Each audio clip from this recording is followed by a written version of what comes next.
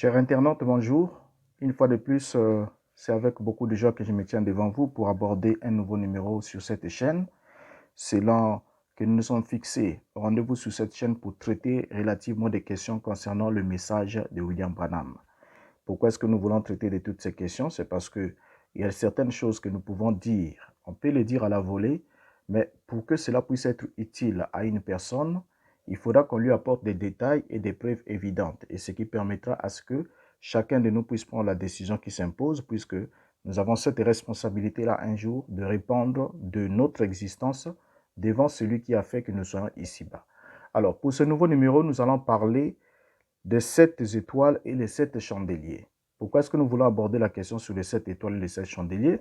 C'est sans doute pour ceux qui sont déjà dans le mouvement de William Branham, ils savent déjà à quoi est-ce que nous faisons allusion. Nous sommes en train d'aborder ici la question sur les 7 églises mentionnées dans le livre d'Apocalypse.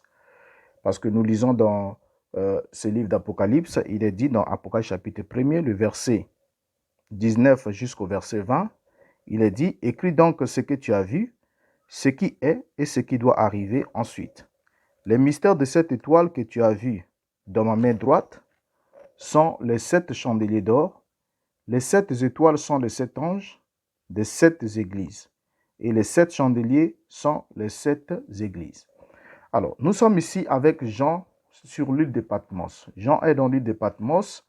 Et avant toutefois que nous puissions commencer d'abord pour introduire cette question-là, pour savoir qu'est-ce qu'on peut dire à propos de la théorie relative aux 7 âges de l'Église, telle que William Branham l'a enseigné, d'où est-ce qu'il tire cette théorie, d'où vient cette théorie, comment est-ce qu'il l'a élaborée et quelle est la place réellement de cette théorie vis-à-vis de la vérité biblique. C'est cette question que nous allons évoquer ensemble avec vous durant ces quelques minutes que nous allons passer ensemble.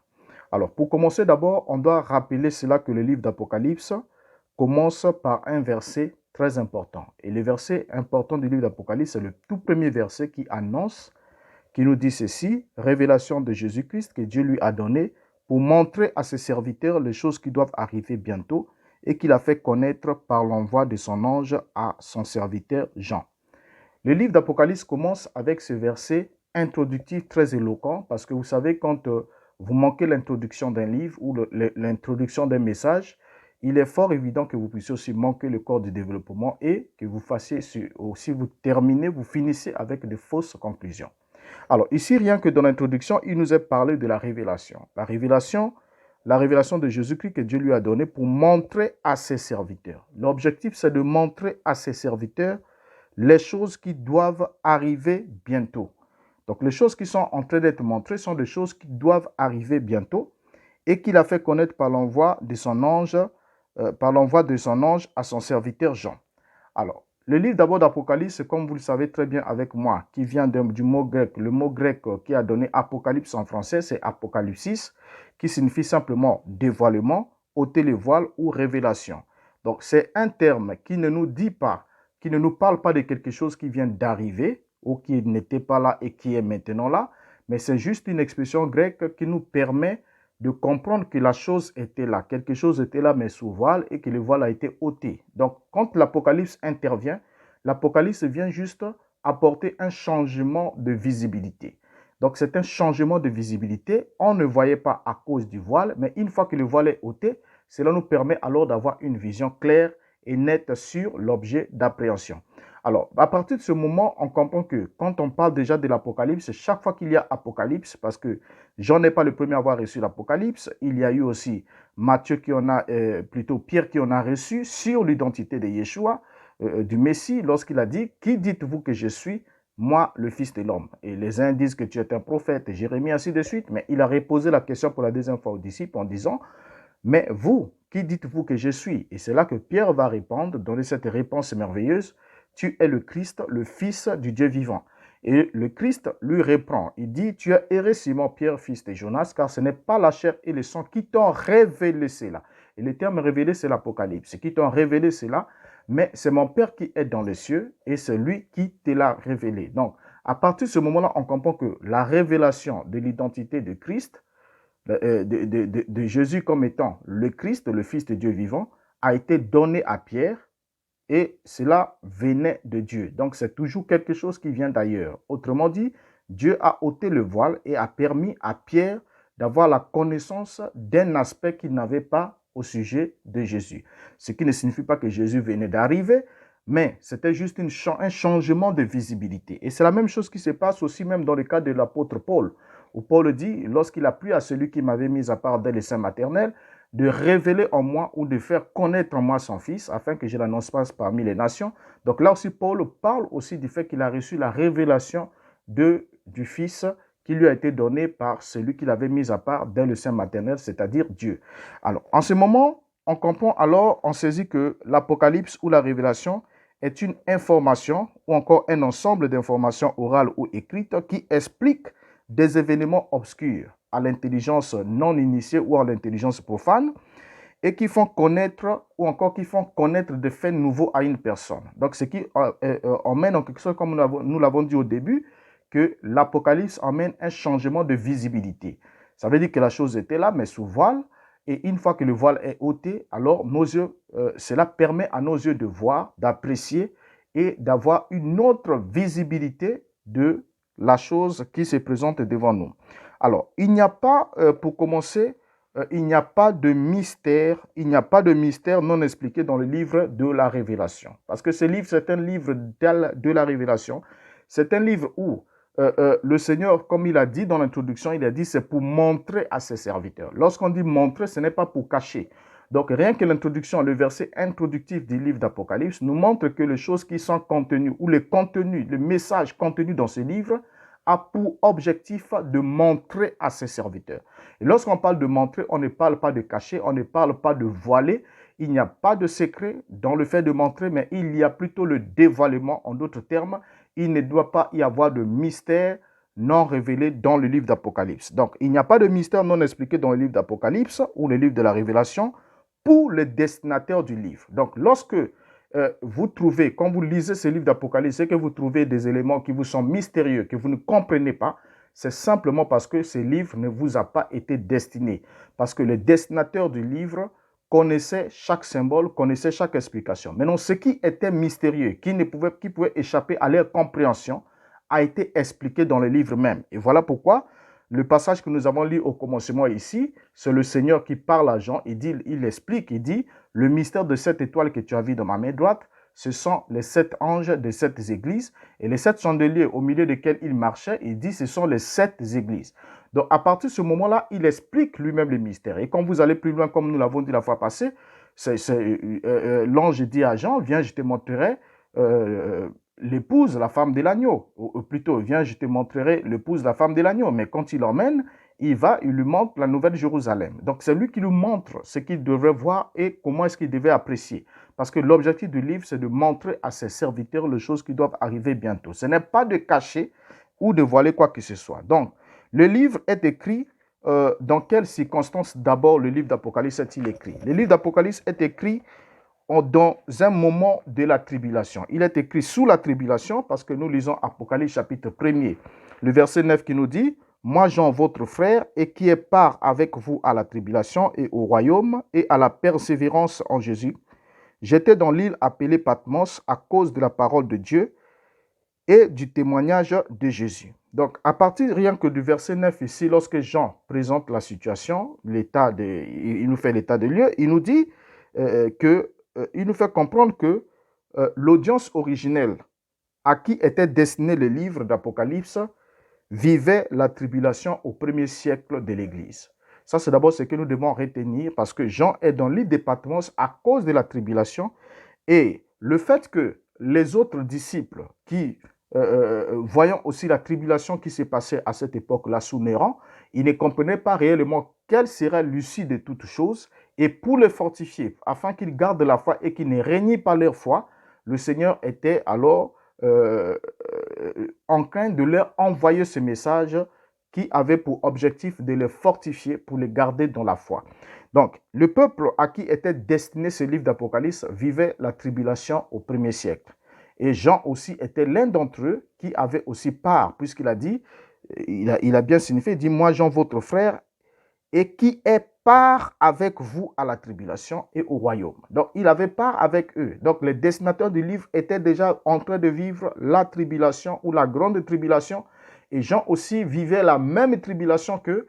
Alors, il va se présenter dans ce sens. Maintenant, on va aussi comprendre ensemble avec vous que les marqueurs temporels comme la mort d'Antipas, lorsque nous lisons ces livres, nous trouvons les marqueurs temporels, les éléments qui nous permettent de situer la rédaction de ces livres ou encore à qui est-ce que ce livre est destiné.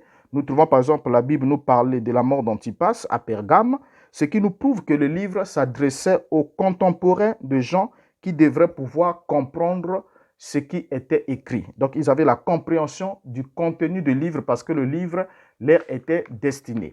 Alors ça, c'est des choses que nous devons d'abord comprendre ensemble avec vous et être entièrement d'accord. Donc ce livre contient les paroles de la prophétie qui devraient s'accomplir dans un futur très proche. Et je crois que c'est l'un des livres le plus complexe, le plus mystérieux, sur lequel il y a eu beaucoup de spéculations, mais nous prendrons le temps qu'il nous faudra pour que, au travers de plusieurs numéros, nous puissions démontrer réellement si les prophéties qui sont contenues dans ce livre font partie de l'histoire et comment est-ce qu'ils se sont accomplis et quels sont les éléments qui se sont réellement réalisés et qu'est-ce que nous attend à nous qui sommes encore sur la terre en ce moment en train de lire des choses qui sont dans ce livre. Et ça, nous allons le découvrir ensemble avec vous au fur et à mesure que nous avançons. Mais pour ce qui intéresse ce numéro-ci, nous sommes en train de vouloir découvrir ensemble d'où est-ce que William Branham tire la théorie des 7 âges de l'Église. Alors, quand on prend Apocalypse chapitre 1er, rien que le verset 3, le verset 3 nous indique, nous donne une indication importante, nous dit ceci, « Heureux celui qui lit et ceux qui entendent les paroles de la prophétie et qui gardent les choses qui y sont écrites, car le temps est proche. » Et quand la Bible dit « le temps est proche », c'est que le temps est proche. Et la joie était donnée à celui qui lit et ceux qui gardent les paroles de la prophétie de ces livres, parce que le temps est proche. Et lorsqu'on parle le terme proche, c'est un terme relativement qui nous montre que le temps est très court. Donc le temps est très bref.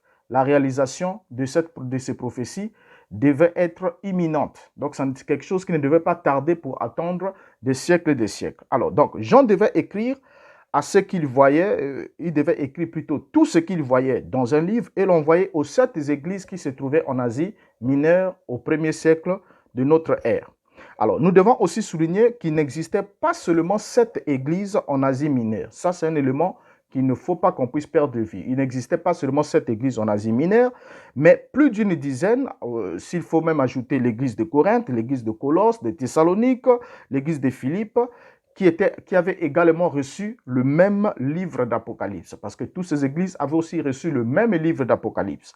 Alors, même l'église de Jérusalem avait aussi reçu ce même livre, tout comme l'église de Rome, et même l'église d'Alexandrie, qui ne se trouvait pas en Asie mineure, avait aussi reçu le même livre d'Apocalypse, bien que cela n'était pas directement destiné. Alors, on peut alors se poser une question.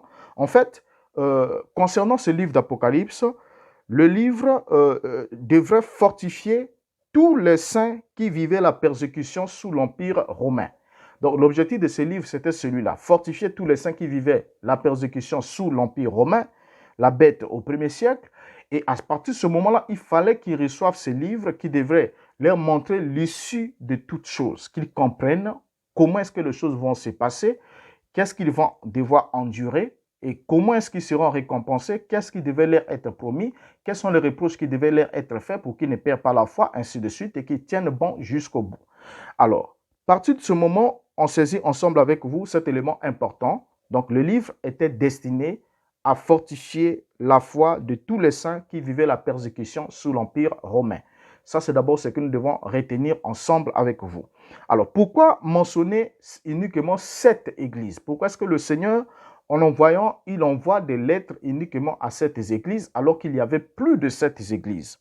Alors, le livre d'Apocalypse est écrit, s'il faut le retenir d'abord, qu'il faut le notifier ensemble avec vous, c'est que le livre d'Apocalypse est écrit dans un style poétique et symbolique. Et 7 étant le chiffre de la plénitude du temps et de la complétude, ou encore de la totalité, a été choisi pour que les sept églises puissent représenter en quelque sorte la totalité ou symboliser la totalité des églises existantes au premier siècle. Parce que le chiffre 7 pour Dieu, c'est la totalité. Lorsqu'il écrit les 7 lettres et adresse aux 7 églises, en principe, il s'adresse aux églises dans la totalité. Voilà pourquoi dans la conclusion de chaque lettre, il dit que celui qui a des oreilles entende ce que l'Esprit dit aux églises. Il ne parle plus de l'Esprit dit à l'église pour exclure certains. Non, mais il dit, l'Esprit dit aux églises. Alors, quand Christ marche au milieu de 7 chandeliers, on le voit marcher au milieu de 7 chandeliers de façon symbolique, cela ne voudrait pas dire qu'il ne marchait pas au milieu des autres églises, puisqu'il a dit, là où 2 ou 3 sont réunis en mon nom, je suis au milieu d'eux. Donc, il se tenait au milieu de toutes les églises, partout là où 2 ou 3 se réunissaient en son nom, le Seigneur était au milieu d'eux. Donc, le fait pour lui de marcher au milieu de 7 chandeliers d'or ne signifie pas qu'il était absent dans les autres églises. Donc, il était partout. Alors, à partir de ce moment, lorsque nous lisons ces livres d'Apocalypse parlant de la lettre, les livres qui devaient être envoyés à ces 7 églises qui étaient en Asie, bien que les autres églises aussi l'ont reçu, afin d'être fortifiés, puisqu'ils traversaient la même tribulation sous l'Empire romain. Alors, les théologiens, certains théologiens vont prendre alors le chiffre 7, qui n'était que symbolique, pour commencer à inventer une théorie qu'on appelle les 7 âges de l'Église. Donc, au lieu de laisser 7 dans les cadres symboliques, symbolisant la complétude du corps du Mashiach au premier siècle, ils vont alors faire de ces 7, le chiffre 7, juste 7 périodes de l'Église, de l'histoire de l'Église. Ils vont établir alors que la destinée de l'Église chrétienne serait divisée en 7 périodes distinctes dans l'histoire et dans le temps. Ce sont les théologiens pratiquement du XVIIIe siècle, bon, on commence à partir du XVIIe siècle, qui vont commencer à manipuler ces concepts, à manipuler ces livres pour essayer de taler cette théorie qu'on appelle le 7 âges de l'Église, répartissant alors les 7 lettres en 7 périodes distinctes de l'Église, en ajoutant aussi le terme âge de l'Église. Et la première personne, la personne à l'origine même de cette théorie, la toute première personne, parce que toute chose a toujours un commencement, et il faut toujours qu'il y ait quelqu'un qui commence. Et nous avons fouillé dans l'histoire et dans le temps, et nous sommes rendus compte que la première personne à aborder, à élaborer cette théorie concernant les 7 périodes ou les 7 âges de l'Église fut le prêtre catholique allemand Barthélemy Holzhauser. Barthélemy Holzhauser, qui est né le 24 août 1613 et qui est mort le 20 mai 1658, fut un prêtre allemand et c'est lui qui avait fait un travail remarquable sur le livre d'Apocalypse et son œuvre a jusqu'alors été tenue en haute estime dans le milieu catholique romain.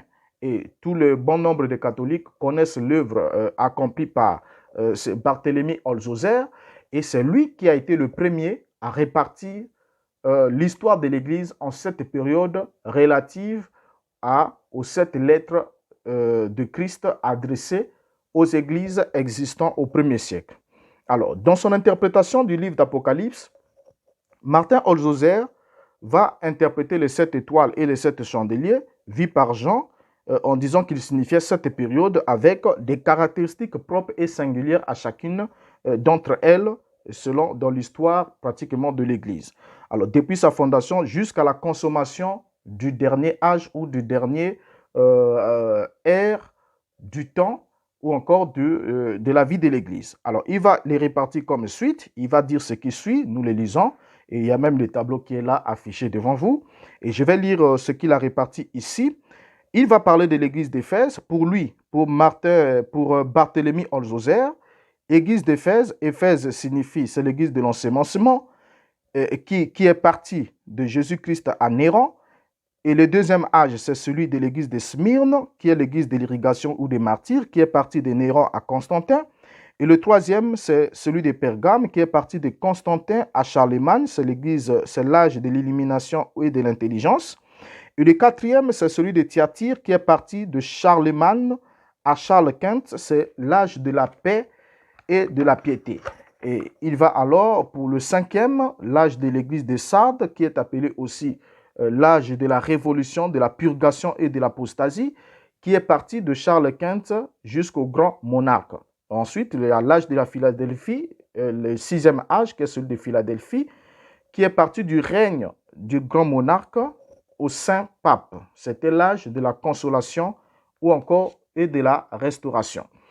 Alors, vient alors le 7e âge, l'église de Laodicée, qu'il appelle l'âge de la désolation, qui est parti des tribulations des derniers, c'est-à-dire qui sera caractérisé par les tribulations des derniers et le règne de l'Antéchrist.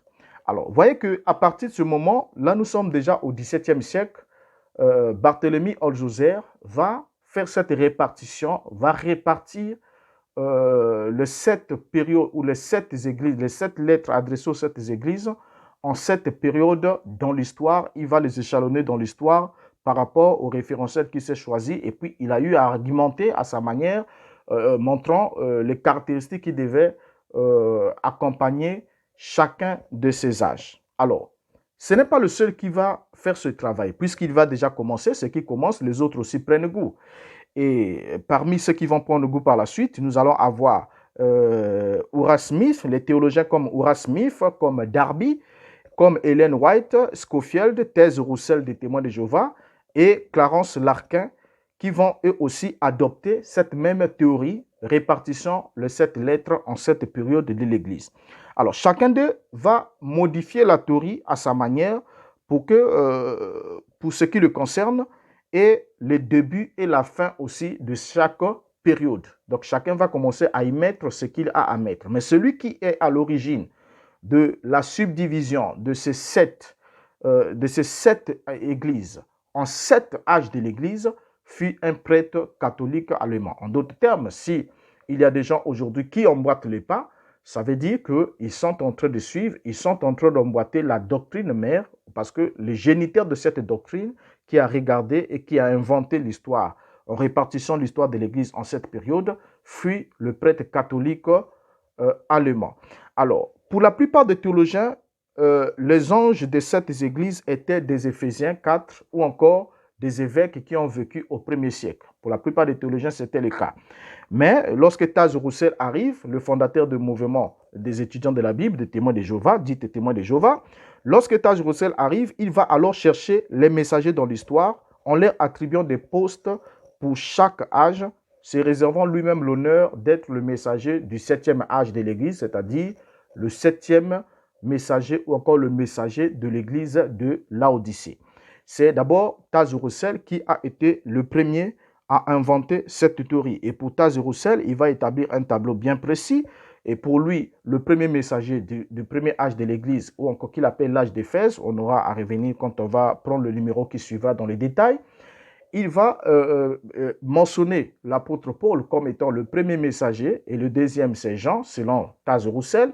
Et il va monter, il va prendre les Arius, il va prendre les Wycliffe et ainsi de suite, jusqu'à ce qu'il termine avec le 7e âge, avec lui-même Taz Roussel ou Roussel comme étant le 7e ange ou le 7e messager du 7e âge de l'Église. Et là, nous voyons, quand on regarde les temps, parce que quand on parle des fois de Roussel, il y a des gens qui sont très mal informés. Rappelez-vous déjà que ce soit Uriah Smith, que ce soit Taz Roussel, que ce soit Clarence Larkin, ce sont les contemporains de William Branham. C'est des gens qui ont vécu avant William Branham et pour la plupart, quand vous prenez par exemple Uriah Smith, il est mort en 1903. Donc William Branham n'était pas encore né. Et quand vous prenez Clarence Larkin, il est mort en 1924. William Branham était encore un petit enfant. Et quand vous prenez Taz Roussel, il est mort en 1916. Donc ils ont déjà fait tout ce travail-là.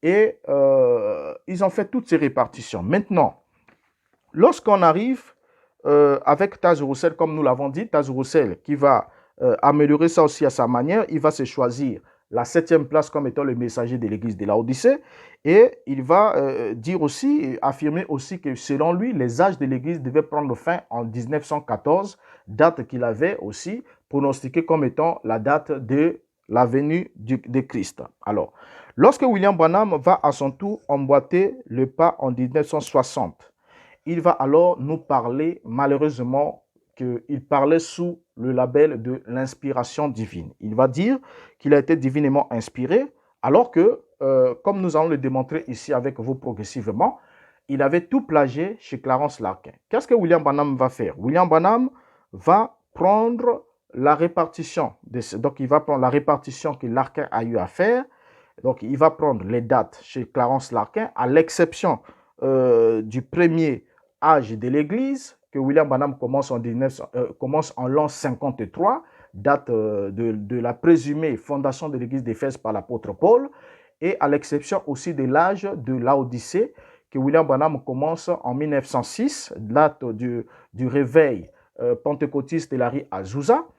Tout le reste, c'est du copier-coller pris chez Taz Russell. Donc, William Branham, lorsqu'il va arriver lui aussi pour entrer dans la danse, il va alors mettre aussi sa main dans la marmite qui bouillonnait déjà au feu, et il va aussi picorer ce qu'il a eu à picorer, maladroitement bien sûr. Nous allons vous démontrer pourquoi nous avons dit que c'est maladroitement qu'il l'a fait, parce qu'il va même engober, il va même prendre les yeux fermés des erreurs et des fautes qui ne peuvent pas passer dans cette théorie-là. Alors, lorsqu'il va prendre, il va alors plagier Clarence Larkin et il va le combiner avec Taz Russell. Et pour le choix des messagers, William Branham va faire comme Taz Russell. Il va lui aussi chercher des messagers dans l'histoire en prenant Paul, en plagiant complètement ce que Taz Russell a dit sur Paul. Et ensuite, il va terminer avec le 7e qu'on aura le temps, puisqu'il y a tout un numéro spécial sur l'identité du 7e messager du 7e âge de l'Église, et nous démontrerons cela avec le propos de William Branham lui-même. Alors, avant de terminer sur cette introduction, déjà là, nous comprenons que la théorie ou encore l'histoire selon laquelle les 7 lettres adressées aux 7 églises de l'Asie mineure étaient en quelque sorte des messages prophétiques relatifs à l'histoire ou encore aux 7 âges de l'Église à venir, nous comprenons par là ensemble avec vous que cela déjà ne tient pas. Et on comprend ici que l'origine de cette théorie ne vient pas de William Branham, qui est arrivé juste récemment, en 1960, qu'il a embrassé la théorie, mais il y avait déjà des gens qui ont fait le travail avant lui sur cette théorie, et quand il est arrivé, il a aveuglément foncé là-dessus, il a pris la même chose et il a fait juste un plagiat, et sans même mentionner réellement les sources de ses inspirations. Alors, à partir de ce moment, avant qu'on puisse se quitter ensemble pour démontrer que les 7 lettres adressées aux 7 églises de l'Asie mineure n'étaient que des lettres symboliques et ne concernaient pas cette période distincte dans l'histoire, mais concernaient tout le corps de Christ vivant au 1er siècle qui traversait la tribulation. Il fallait le fortifier pour qu'il ne perde pas la foi. Nous allons nous poser certaines questions ensemble avec vous pendant que nous sommes en train de poursuivre avant de chuter dans ce numéro, bien qu'il sera un peu bref pour ne pas toujours vous garder très longtemps devant votre appareil. Alors, les 7 questions que nous avons à nous poser sont les suivantes. Okay. Les quelques questions que nous avons à nous poser sont les suivantes. Pour ceux qui disent que les 7 lettres adressées aux 7 églises étaient réellement 7 lettres adressées à cette période de l'église, alors nous allons nous poser des questions. Les questions sont lesquelles? La toute première des questions, est-ce que l'abandon du premier amour n'est un risque que pour l'Église de la première période? Parce que lorsque le Christ parle à l'Église d'Éphèse, il leur dit « Ce que j'ai contre toi », il s'adresse à l'ange de l'Église d'Éphèse, il dit « Ce que j'ai contre toi, c'est que tu as abandonné ton premier amour ». Et la question qu'on doit se poser, est-ce que l'abandon du premier amour n'était qu'un risque que pour l'Église de la première période? Donc, ce qui signifierait en d'autres termes que seule l'Église de la première période était menacée par l'abandon de l'amour, et tous les restes des églises n'ont jamais été menacées par l'abandon de l'amour. Est-ce que c'est le cas? Si la réponse est oui, c'est vous qui avez la réponse. Si la réponse est oui, que ce n'est que l'église d'Éphèse qui était menacée par l'abandon du premier amour, bon, ça, vous avez à vous-même la réponse. La deuxième question est la suivante. Est-ce que le fait de manger de l'arbre de vie n'est réservé comme récompense qu'à l'église de la première période? Parce qu'il a dit, à celui qui vaincra, je lui donnerai de manger de l'arbre de vie.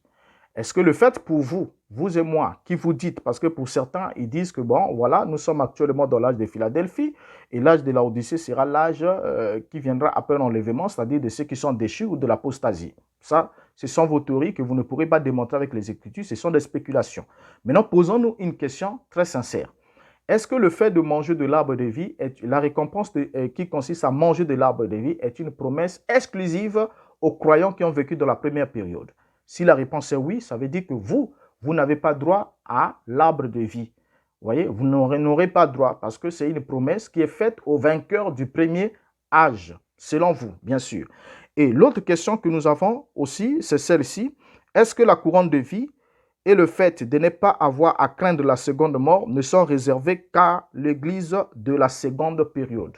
Parce qu'à eux, il leur dit, celui qui, si tu tiens bon, celui qui tiendra bon jusqu'à la fin, je lui donnerai la couronne de vie. Il promet la couronne de vie et il promet aussi à ces derniers d'être préservés de la seconde mort, c'est-à-dire le temps de feu. Est-ce que cela ne concerne que l'Église de la deuxième période? C'est à vous d'avoir la réponse, c'est un oui ou c'est un non. Et votre cœur en rend témoignage. Alors, si on continue encore avec d'autres questions, historiquement, en quoi est-ce que l'Église de la quatrième période a reçu de Dieu l'autorité sur les nations? Parce qu'il a dit, celui qui vaincra, je lui donnerai de l'autorité sur les nations. En quoi est-ce que la quatrième Église, l'Église de la quatrième période, avait reçu l'autorité sur les nations? Et vous allez sûrement avoir la réponse. Maintenant, en quoi est-ce que le chrétien de la quatrième période devrait retenir ce qu'ils avaient jusqu'à ce que le Seigneur revienne? Et ça aussi, c'est pour un autre numéro aussi qui viendra, puisqu'il y en a encore qui disent, voilà, il viendra bientôt, ainsi de suite. Bon, on ne va pas encore rentrer là, puisqu'il y a un sujet qui traitera de ça. Maintenant, en quoi est-ce qu'ils devaient retenir ce qu'ils avaient jusqu'à ce que le Seigneur revienne? Est-ce que c'est eux seuls qui avaient la responsabilité de retenir ce qu'ils avaient déjà? Alors, pourquoi est-ce que le Seigneur exhorte l'Église de la cinquième période à veiller parce qu'il viendrait comme un voleur? Alors que cette cinquième période est passée, nous avons eu, selon vous, la sixième période et nous avons encore, selon vous, la septième période maintenant là. Mais alors que c'est à la cinquième période qu'il leur a dit de veiller parce qu'il viendra à eux comme un voleur, parce que quand il vient comme un voleur, il ne les avertit pas et il ne devait pas s'endormir dans l'apostasie, ainsi de suite, pour qu'ils ne soient pas surpris. Alors, pourquoi est-ce qu'il leur donnerait cet avertissement? Alors, le fait de ne pas avoir son nom effacé dans le livre de vie et de le voir être confessé, de le voir être confessé devant le Père, est-il le privilège réservé uniquement à l'Église de la cinquième période? Est-ce que c'est le privilège réservé uniquement à l'Église de la cinquième période? Vous avez la réponse, c'est un oui ou un non. Alors, en quoi est-ce que l'Église de la sixième période a-t-elle été gardée à l'ère de l'épreuve qui devrait s'abattre sur la terre entière? En quoi est-ce qu'elle a été gardée? Et vous avez aussi sûrement la réponse. Et est-ce que la tiédeur spirituelle qui caractérise l'Église de la septième période ne concerne que l'Église de la septième période? Est-ce qu'elle ne concerne que l'Église de la septième période? Est-ce que le fait, la récompense qui est promise au vainqueur de la septième période, selon vous toujours, qui est dit à celui qui vaincra, je le ferai asseoir avec moi sur mon trône comme j'ai vaincu et je suis assis avec mon Père sur son trône, ne concerne-t-il que le vainqueur de la septième période?